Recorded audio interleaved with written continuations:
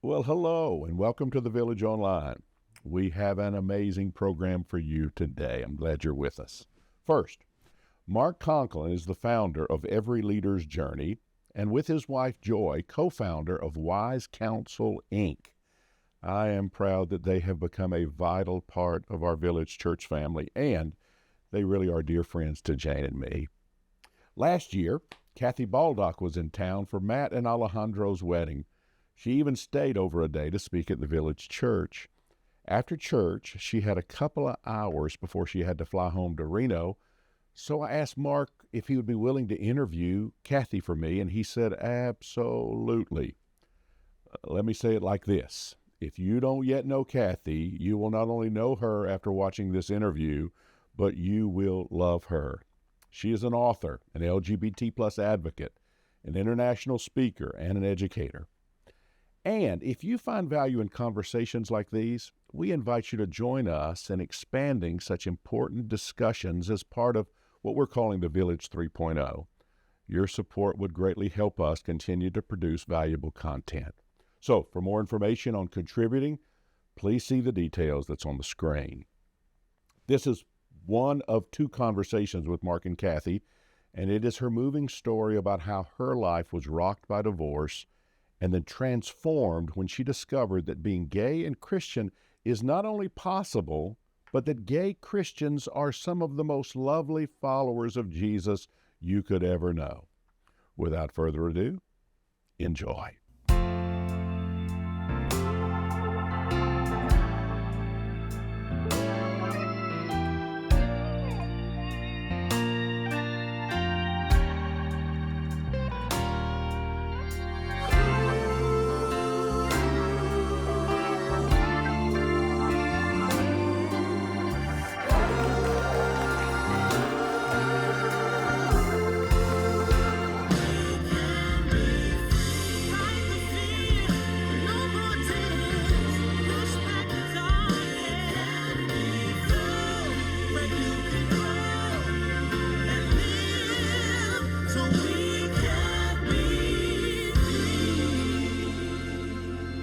Hello, everybody.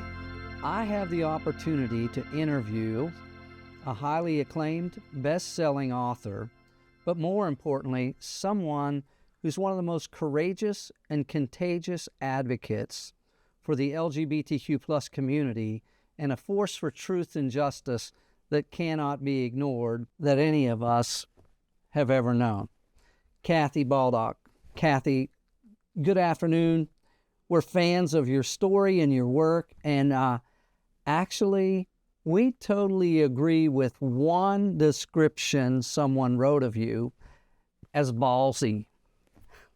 That's right, listeners, ballsy, and we're delighted to sit down with you for this conversation.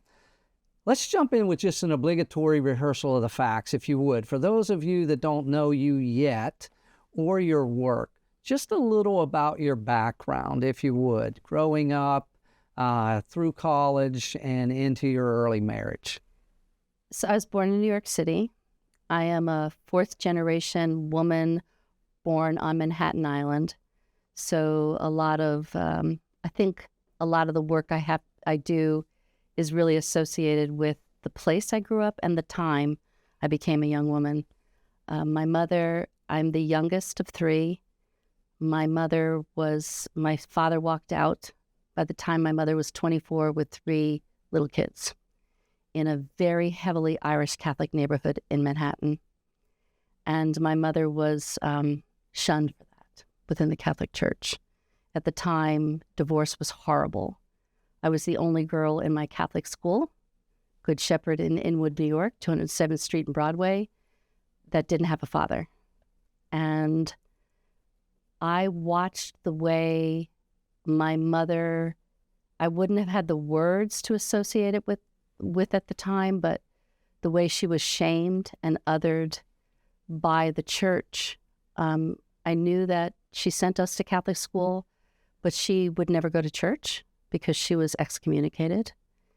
And so there was this sense within me that there was something wrong with me and there was something wrong with my family and that God didn't like us. There was something that we did that God didn't approve of.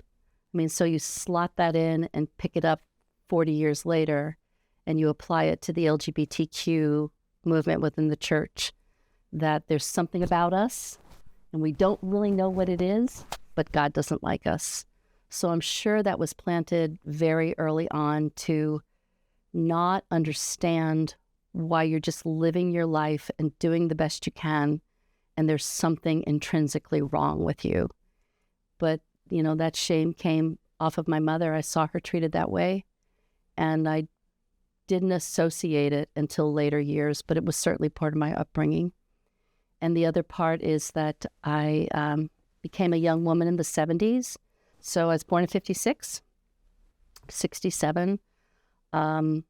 I was the first generation of women that benefited from the women's rights movement. So I went to high school in 70, college in 74, and the women that came before me did all of this work so that when I stepped into my young women years, there was absolutely no message that I heard, which is really surprising, that I was inferior or that there was something wrong or less about me. It was a very powerful decade for women. And so there was nothing that said that I couldn't do what I wanted to do.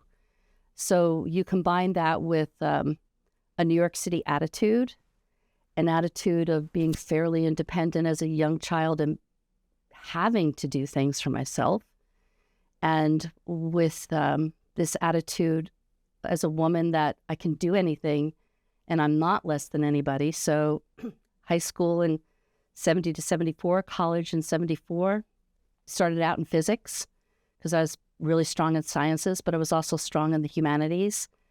But I wanted to go into physics. And after a semester in physics, when it sounds ridiculous, but I went to Rutgers, and they were one of the only 3 universities in the country that had a nuclear accelerator, and I wanted to see it because that's every young woman's dream, to see a nuclear accelerator. Well, it was mine. Yeah.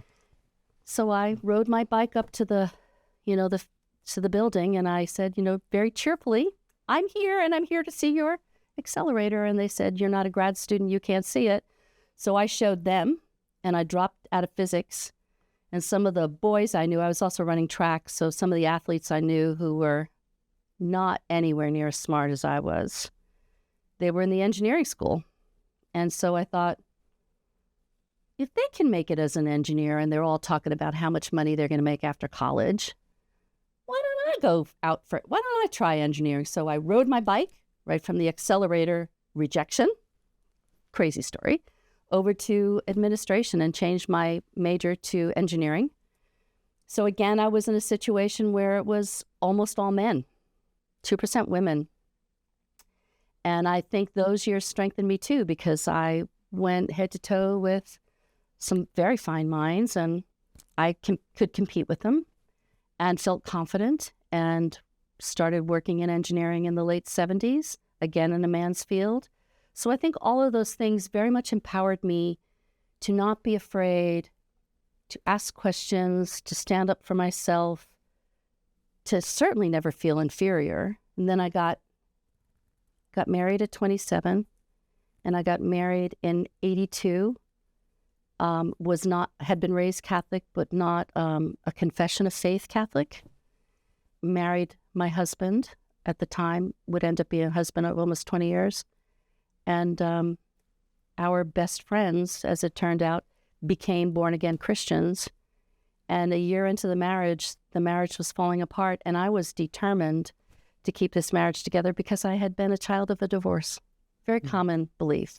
Like, my mother was divorced, I'm never going to get divorced. So I would do anything to keep my marriage together. So both my husband and I became Christians, same evening in a church, walked forward. And it seems like walking into that evangelical world at the time in the 80s, which were a very interesting time, politically, religiously. All those women of faith conferences were starting. The Promise Keepers were starting. There was this very distinct rhetoric that was going on in the church, how to be a better woman of God, how to be a better man of God. There was all this gender separation going on. And so here is this very strong, independent, young woman who never thinks she's less than, steps into a belief system that tells me I must be submissive. And I believed it. I believed that that's what God asked of me. So for years, decades, I took that back seat and didn't question things anymore. I think it was probably clearly smart, but I wasn't a thinker. I wasn't thinking about my faith. I just did what I thought was right in the eyes of God. And then my marriage fell apart, and I had to think, well, wait a minute, I kept all the rules. But so keeping all the rules, what was it like in your home? Give us a sense of what was it like on a weekly basis, on a weekend basis? You're keeping all the rules. I am. You're submissive. Mm-hmm. Homeschooling my children, mm-hmm. hosting weekly Bible studies, hosting women's ministries at the church. When any of those women's dinners would come up, everybody would want their unsaved neighbor that was coming to the Christmas event to sit next to me, because by dessert time, I would have them. I mean, I had a gift of, I'm a perfectly born salesperson. Doesn't matter what I'm selling, I can sell it. So selling Jesus was not a problem for me. And I did all of those things. I didn't speak up when my husband made really bad decisions and behaved poorly, immorally, unethically. I still submitted. I submitted to bad behavior. And one of my big regrets of life is that I, as a mother, a job of a mother is to create safety in a home. And by submitting to unethical, immoral, angry behavior, I exposed my children to that. And so those years in evangelicalism, and I still consider myself an evangelical, certainly a Christian, it weakened me. It weakened me in all kinds of ways, as a thinking person, as an independent woman, as a mother. But I thought that was what was expected of me. And it was such a shock that I did everything expected of me. And it fell apart. It shocked me. So I had to think, wait a minute, what else? What of the mechanics have I gotten wrong here? What am I not understanding about this relationship with God? What am I getting wrong? And that caused me to start to think beyond what I was allowed to safely think beyond before. So you survived Y2K, 2000, right? And then in 2001. So in 2001, I thought we were on an upswing. I actually believed, I knew that I had a personality that could be a writer or speaker. And I was convinced, absolutely convinced, that my ministry would be marriages that come from hell and get saved and get put on the fast track. And we would be that couple on the stage encouraging other people in difficult situations to hang on to Jesus and save your marriage. Convinced. And it falls apart. I mean, so I hang in there and it falls apart. And my husband got engaged in a second affair. And that devastated me. And and then he came to me and he said, well, he didn't come to me. I discovered he was looking for a new house at night when I was asleep. He was trying to find himself a new place to live without telling me I was even getting a divorce. I had no idea. And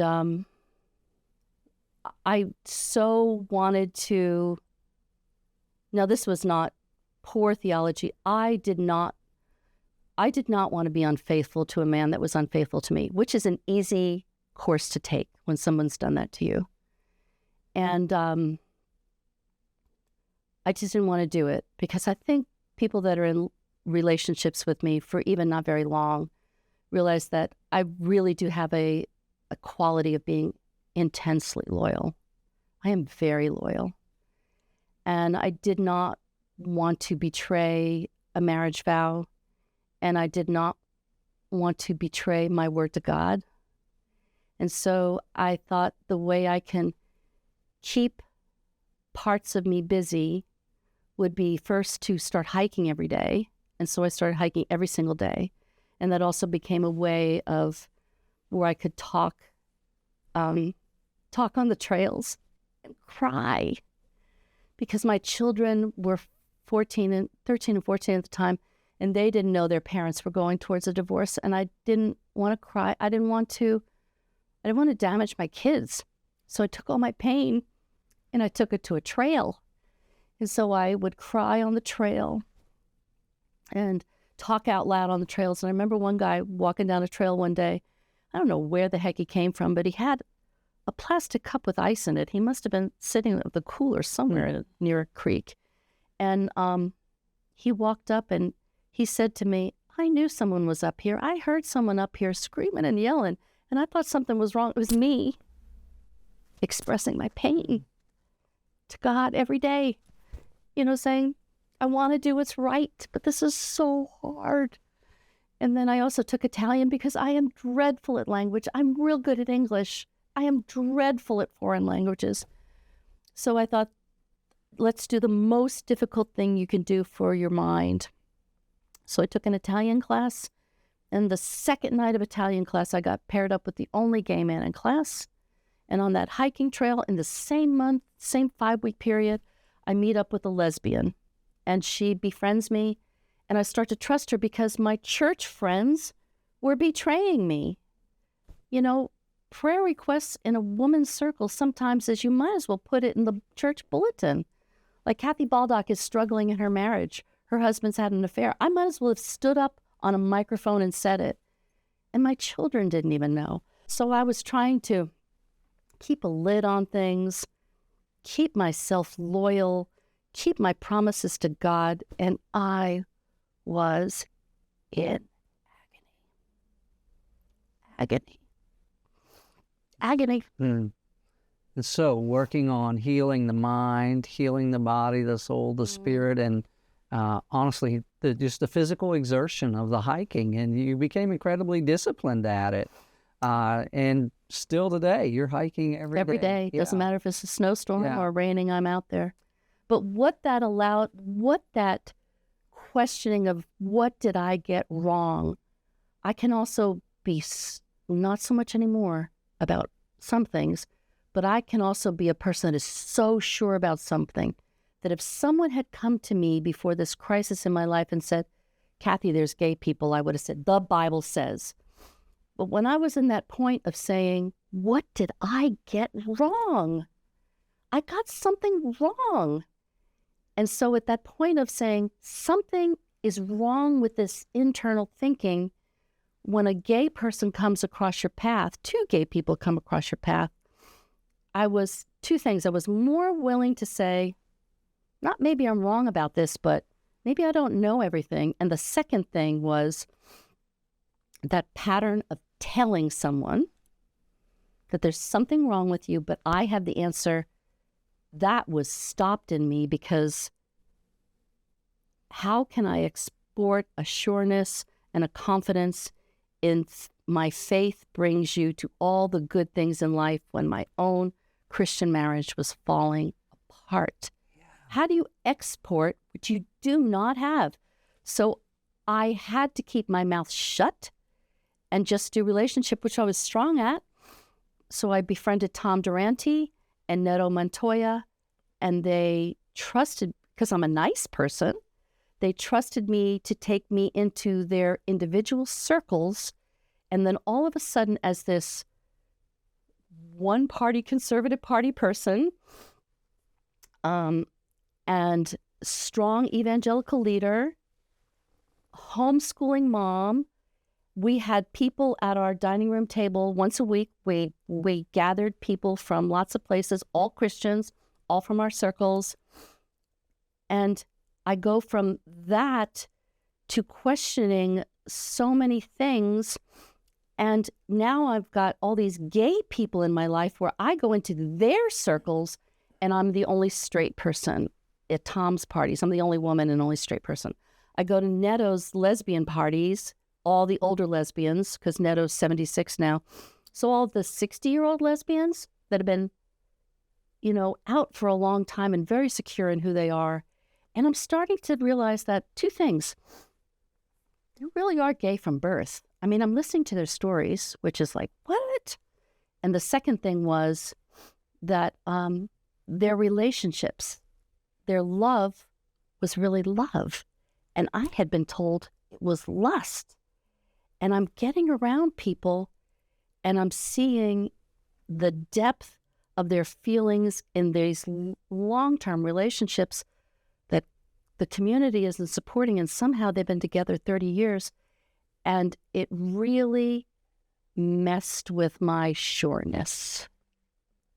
It reminds me, someone once told me that all true learning begins with the creation of dissonance.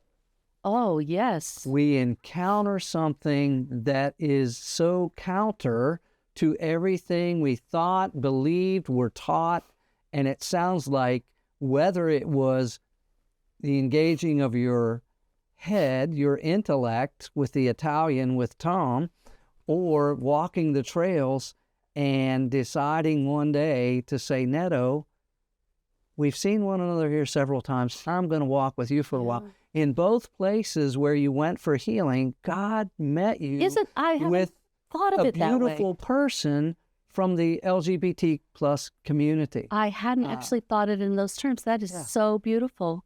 Yeah. I went there to keep myself on the straight, and narrow, and you're right, to heal. So that dissonance. Gay people showed up. Yeah, that dissonance drew you in. But I want to connect back to the engineering at this point in the story, because obviously, from what you told us previously, the times you grew up in, the circumstances you grew up in, the election, not just to go to college, but you know what, I'm going to stand up in a man's world here and I want to study engineering. That just the tenacious pursuit of the facts. Mm-hmm. What is exacting? What is real? What can be measured? There's a tenacity that comes with that. And it was out there on the trails, and while you're wrestling with this dissonance, that a resolve began to build. And as I understand it, it came out of the context of those new relationships. Neto is absolutely my ground zero of rethinking about these things. And I am so grateful to the relationship I have with Neto, and to this day, where those Christian women that were in my life, all of them are gone. Every one that I went to church with in those years, I had women that I went to breakfast with every Friday morning, and cumulatively, and we were from different churches, all around the same age. There were 4 of us. And cumulatively, those 3 friends represented 67 years of relationship for me. And they all walked out. And they said it was something minor, but it was really that they felt uncomfortable that I was leading this very public friendship with Neto and all her lesbian friends. Because I also, I was having parties. I would just call it girl party. It was very simple. Every month I would have girl party at my house.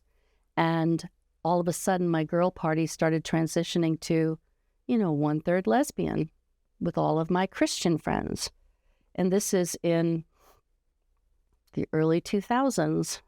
And my Christian friends were getting uncomfortable with what I was doing, because marriage equality was starting to be discussed in like San Francisco and places. And my lesbian friends felt safe with me, and they were in my home, and they started speaking up. And my Christian friends some were okay, and some were getting uncomfortable. And so at one point, those 3 very close Christian friends, 2 went through divorce for different reasons.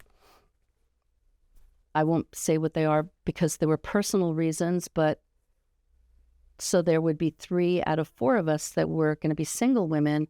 And here I was publicly hanging out with someone that looked like a lesbian, right?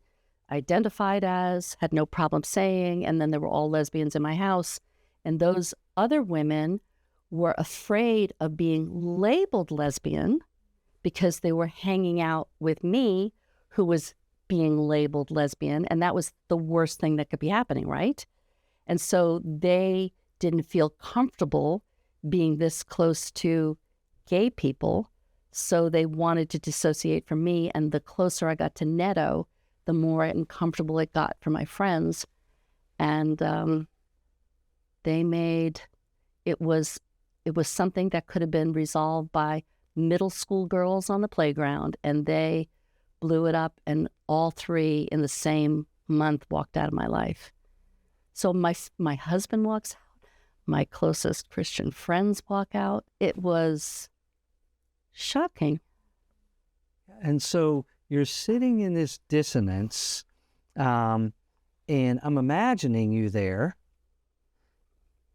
and somewhere something clicks inside you, a resolve. So let's be clear. You don't have a child as part of the LGBTQ plus community. Yep. You yourself are not gay, Nope. lesbian, and yet you have become one of the most sought after authorities, encouragers, flaming advocate and ally for those in the LGBTQ plus community. And it was born out of that pain, in all of that dissonance. So when was it that the tenacity inside you, that person who always wanted to dig for more, ask another question, uncover another truth, when did that emerge out of your pain into a conviction to say everything, not some things, not many things, not most things, honestly, everything I have thought, believed, was taught about this community is wrong? Well, for the first several years, my mind was quiet because I thought the gay community wanted nothing to do with church. And then I was sure the church wanted nothing to do with the gay community. So I started on this journey in 2001.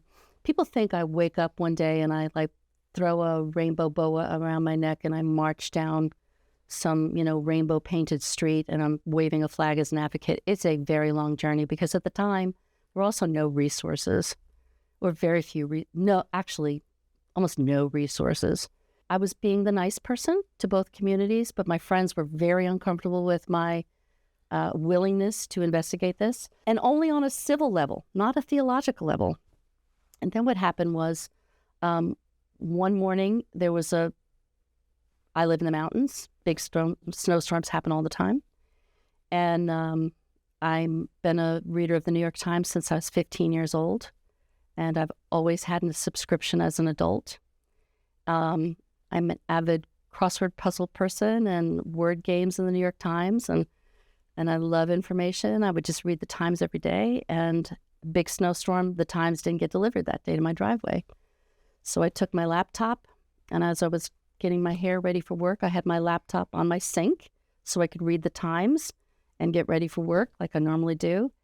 And it happened to be the day that there was an article on the front page of the New York Times about the Gay Christian Network. It was the front page.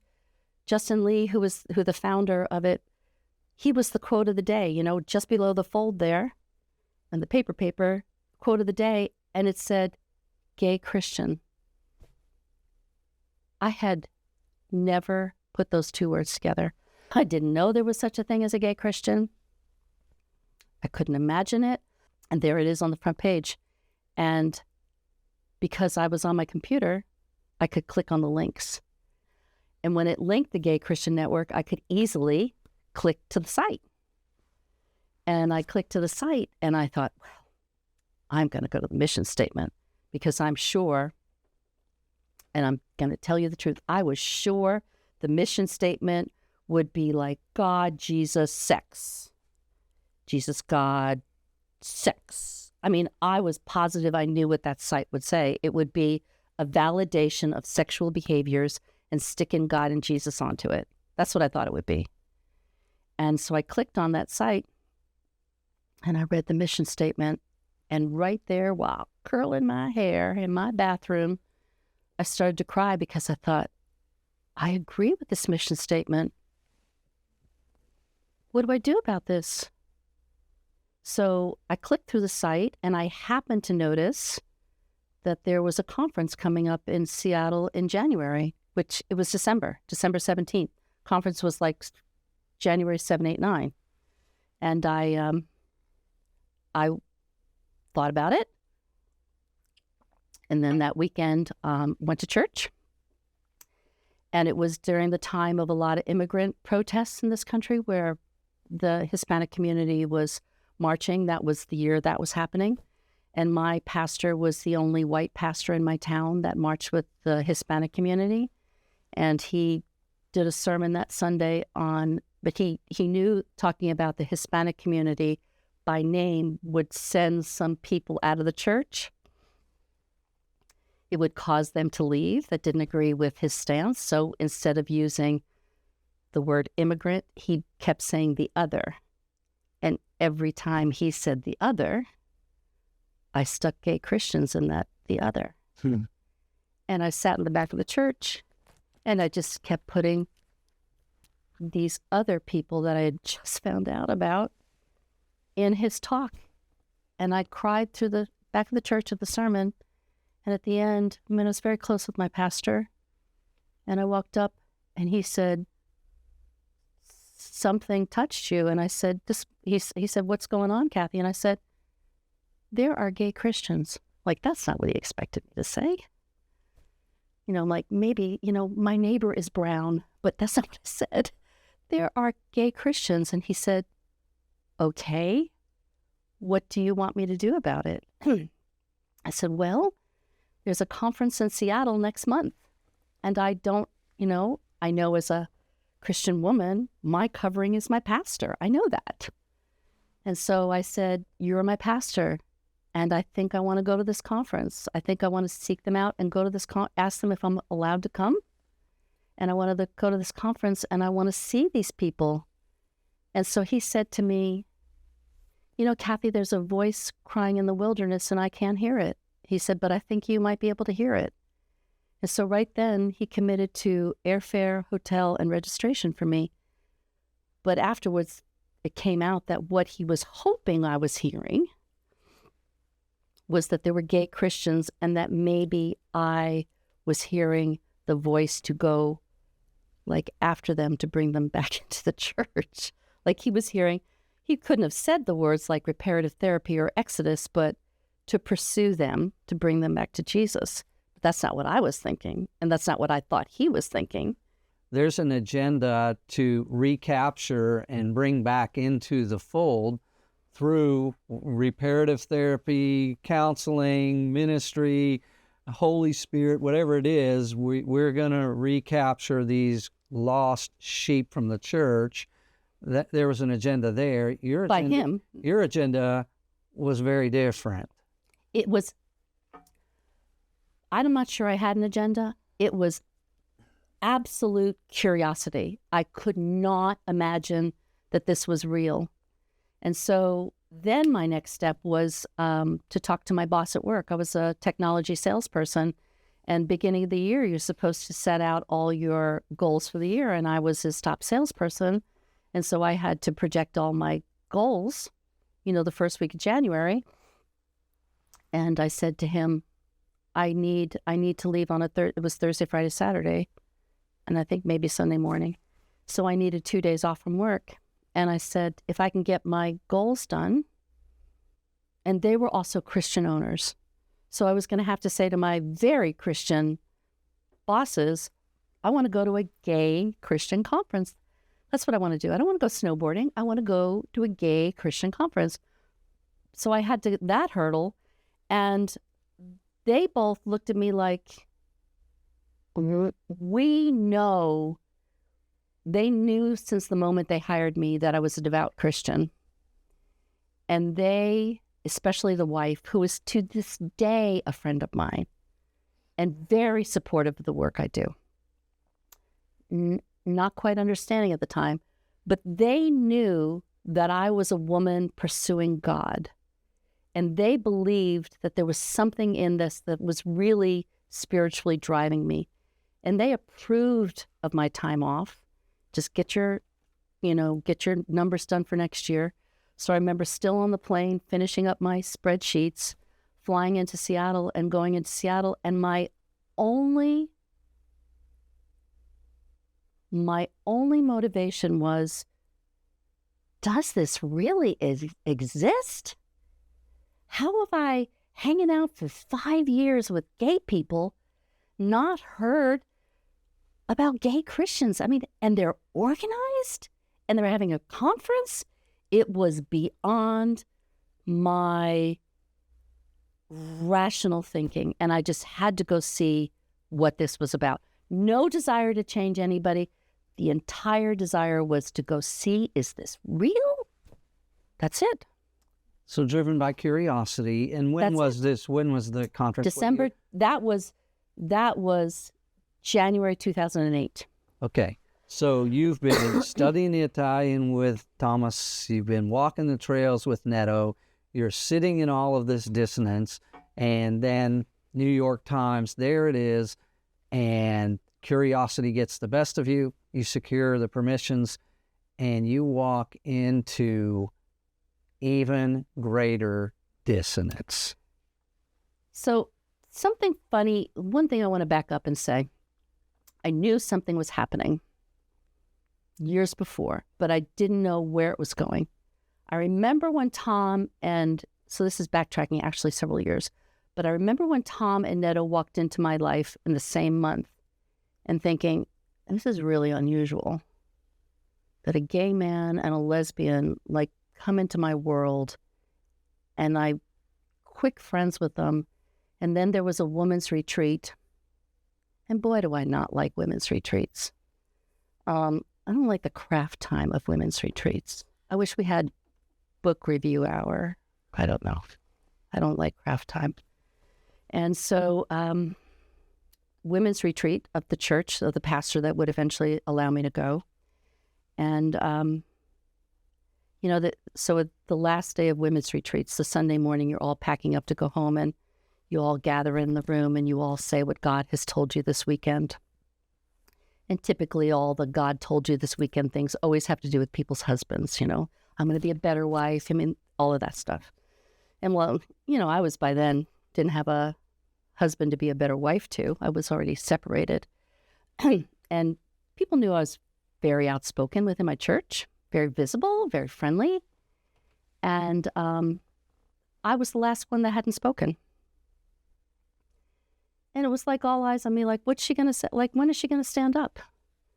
So I got up kind of frustrated because I didn't have a husband to blame my ills on. And so I stood up and I said, I have something to say. I shouldn't have even stood up. No, I did. So I stood up and I said, okay, I don't know what any of this means. But in the very recent time, God has dropped 2 people into my life. I said, this lesbian just drops into my life on a hiking trail. This gay man just drops into my world in an Italian class. And I said, God is up to something in my world, which you can imagine is making these evangelical women very uncomfortable. So, and I could see that they're very uncomfortable. And I said, and I don't know what's going on, but I put my hands up in the air and I said, God, whatever you're doing in my life, I am so open to it. Bring it on. And then I looked and I said, and I don't give a rat's ass what any of you think about it. And then I sat down. And I didn't know what it meant. So back to ballsy, just saying. Just saying. Yeah. So then I go to this conference. The next thing I did after check with my pastor, check with my boss, I called Justin Lee. I found the offices in Raleigh, North Carolina.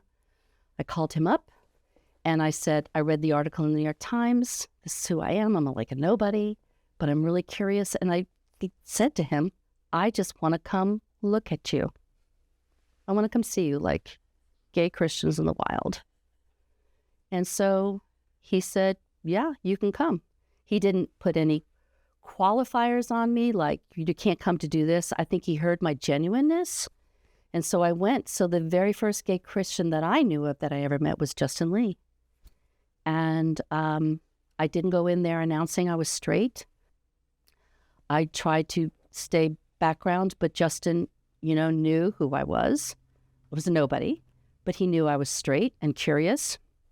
And so he took me to a few key luncheons where I got to sit with some very important people. And then my curiosity wanted me to sit with like the lesbian couple that were leading worship. Like, I have to hear your story. I have to hear your story. I was so intentional about hearing stories all weekend that I was probably the most extroverted person there, like connecting with more people than anybody. And when I left there, but the very first night of worship, Thursday night, it was in like a Holiday Inn in Reno, south of Seattle. And not a very big banquet room. And when they started playing the music in a darkened room,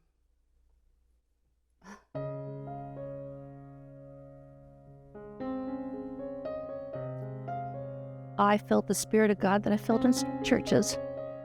I wouldn't have called them straight churches. I felt the Spirit of God that I felt in church. And I thought, how is this even possible? How is it that these people are worshiping the same God that I worship? And I feel the Holy Spirit. How is this possible? So I went to the back of the room and I thought, man, Kathy, you are in the weirdest spot imaginable. You better take pictures with your eyes because people don't see this, people don't know this, and you're here. So I walked in the back of the room and saw all these raised hands. And I knew it was holy. And I actually took my boots off and laid them by the wall and got down on my knees and laid, in child's pose, child's pose on the floor, and just cried and thought, how is this possible that these people are Christians? And I came home, and the man I had been in a 6-year relationship with that I was intending to marry was not happy with my friendships with gay people. Very macho man, born in Bolivia, 14 years older, very successful career, highly successful career in law enforcement in one of the agencies, subject of documentaries, a man's man. So you put all those things together, and this is a man that values his masculinity. And all of a sudden, I think that gay people are okay. And so I'm going to be blunt about what he did. The next day we went to the gym together in the early morning, and he introduced me to somebody. He was so upset that I'd gone to this thing. Not with his permission, certainly. He was so upset that I went to this that he actually introduced me to someone that was new to the gym. And this is how he said, "This is Kathy. She thinks she knows more than the Pope, and she thinks that gay anal sex is okay." That's how he introduced me to a person. And I thought, there are so many things to say about me, and that's what you lead with? So I kept my mouth shut, and I went to work, and on the way home from work the next day, called him and I said, "Can I come by your house for dinner?" He said, "Yes." And I stopped by his house, and I ended a 6-year relationship because everything inside of me said, you've got a choice to make. You can go after a passion or a person. And I knew that either choice I made was not a wrong choice. I knew I really had a choice.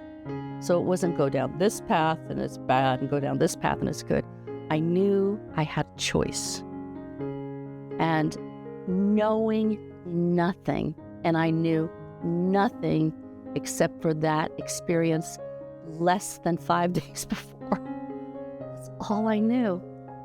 And I went and I said to him, I think I have a different direction to go in my life, and I don't think I can go with you in my life, and I'm ending this relationship. It was shocking to both of us that I did that. But that's pretty deep conviction. There's no logic associated with this one. That was I don't know what kind of decision that was. It was unusual, that I know. God must have been talking to me really strong to get me to do these things as a single. I mean, if I had married him, we'll say his name, I would be even financially set for life. I would have been reputation-wise set for life. Senators and congresspeople still called him for his opinions on the issues he was involved in. I could have had reputation, high status, money, house right between the canyons and I go and I say, I'm done because I think there's something over here. Who really does that? I mean, to this day, I don't know why I did that. There was a convergence of so many things. This was part 1. Thank you, listeners. Join us next time where we're going to continue part 2 of this interview with Kathy Baldock.